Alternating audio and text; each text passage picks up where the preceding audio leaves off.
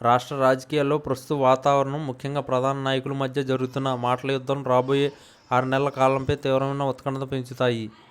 ఈ ఆటలు ఇంకో 6 నెలలు మాత్రమే సాగుతాయి. ఆ తర్వాత నేను ఆట మొదలెడతాను అనే ఒక ఊహాజనిత ప్రకటన రాష్ట్రంలో రాబోయే రాజకీయ పరిణామాలకు ఒక మాస్ వార్నింగ్గా వినిపిస్తుంది. ఈ హెచ్చరిక వెనుక ఉన్న అసలు శక్తి ఎవరు? వారు ఎవరిని ఉద్దేశించి ఈ మాట అన్నారు? అనే ప్రశ్నలు ఇప్పుడు రాజకీయ వర్గాల్లో హాట్ టాపిక్గా మారాయి. ఈ ప్రకటన అధికార పక్షం నుంచా లేక ప్రతిపక్షం శిబిరం నుంచా అనేది స్పష్టంగా తెలియకపోయినా రాష్ట్ర రాజకీయాల్లో ఒక కొత్త శకం మొదలవబోతుందనే సంకేతం మాత్రం బలంగా వినిపిస్తుంది.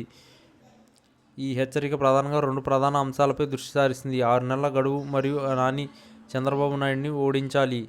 6 నెలల పాలకపరిమితి అనేది ఎన్నికల సమయాన్ని లేదా ఒక కీలకమైన రాజకీయ నిర్ణయం తీసుకున్న ఓ ముహూర్తాన్ని సూచించవచ్చు. ఆ 6 నెలల్లో ప్రస్తుతం రాజకీయ శక్తులు తమ వ్యూహాలను పదును పెట్టుకోవాలని, లేదంటే తమ పట్టును కోల్పోవాల్సి వస్తుందని ఈ వార్నింగ్ ఇస్తున్నట్లు ఉంది. ఈ సమయంలో ప్రభుత్వ పాలన తీరు, సంక్షేమ పథకాల అమలు మరియు ప్రతిపక్షాలు పోరాటాలు అన్నీ ఒక నిశ్చిత పరిశీలనలో ఉండబోతున్నాయి.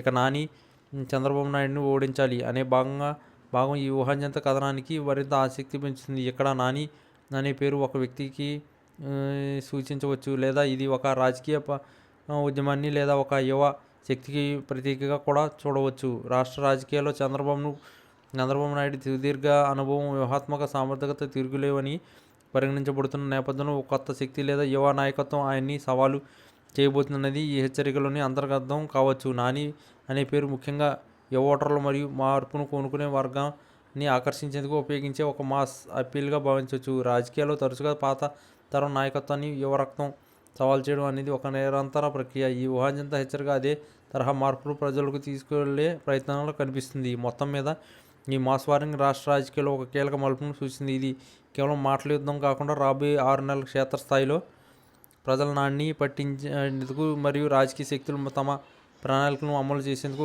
ఒక ప్రేరణ మారవచ్చు. ఆట మొదలు కావడం అంటే ఇకపై రాజకీయం మరింత వేడెక్కడం, ప్రతి వ్యూహాలు పదును తేవడం మరియు ప్రజల తీరు కోసం రంగం సిద్ధం కావడం అని అర్థం చేసుకోవచ్చు. రాష్ట్ర ప్రజలు ఈ వార్నింగ్ ఏ విధంగా స్వీకరిస్తారు మరియు 6 నెలల తర్వాత ఆట మొదలుపెట్టే